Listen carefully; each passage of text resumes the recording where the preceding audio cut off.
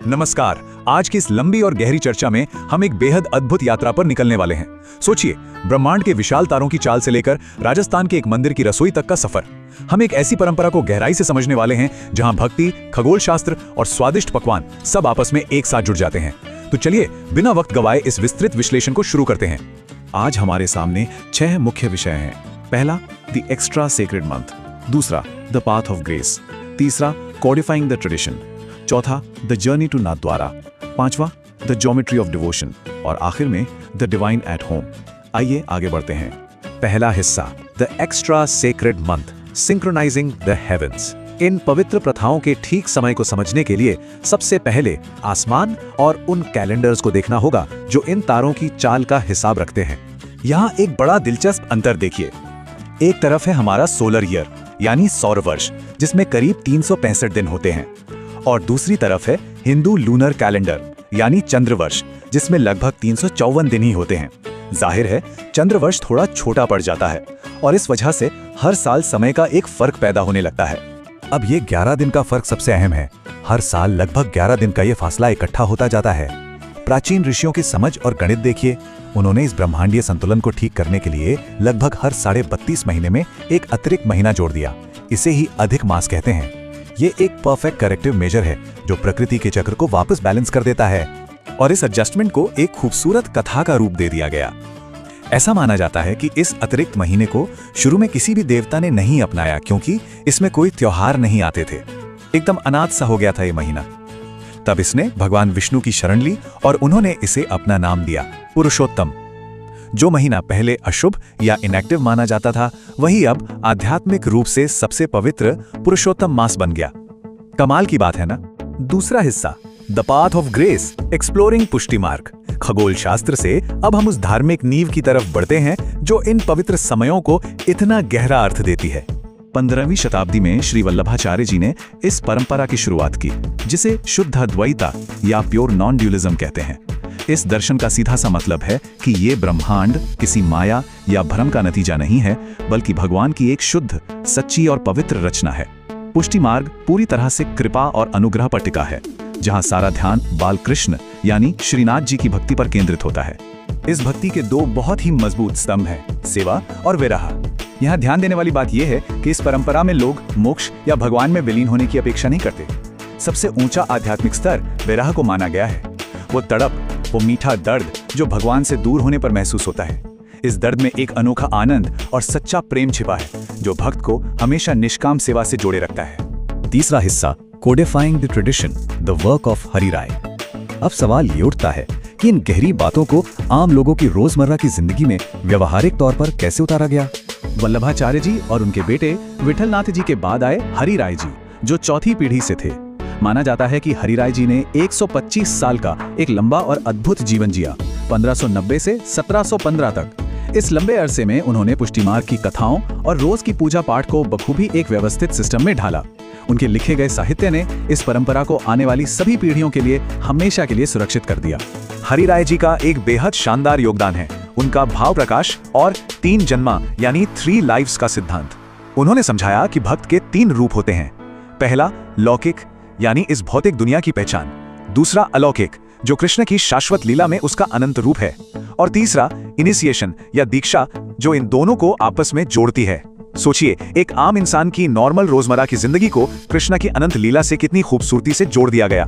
चौथा हिस्सा, the journey to Nathdwara, protecting the divine. यहाँ आकर धार्मिक विचार और इतिहास आपस में टकराते हैं, जिसके चलते एक बहुत बड़ा ऐतिहासिक पलायन देखने को मिलता है। 17वीं शताब्दी का वो दौर था जब मुगल शासक औरंगजेब से श्रीनाथ जी को बचाना बेहद जरूरी हो गया था। शुरुआत में पूजा मथुरा के गोवर्धन पर्वत पर होती थी। वहां से उन्हें बचाकर 6 महीने तक आगरा में गुप्त रूप से रखा गया। फिर 1672 में जब उनका रथ मेवाड़ के सिन्हार गांव से गुजर रहा था, तो रथ का पहिया कीचड़ में बुरी तरह फंस गया। इसे कोई आम दुर्घटना नहीं, बल्कि एक इशारा माना गया कि भगवान ने खुद अपने लिए रुकने की नई जगह चुन ली है। मेवाड़ के महाराणा राज सिंह के संरक्षण में वो छोटा सा सिंहाड़ गांव नाथद्वारा बन गया। यहाँ जो मंदिर बना वो किसी आम मंदिर जैसा नहीं था। इसे एक विशाल महल या हवेली के रूप में बनाया गया, जिसे श्रीनाथ जी की हवेली कहते हैं।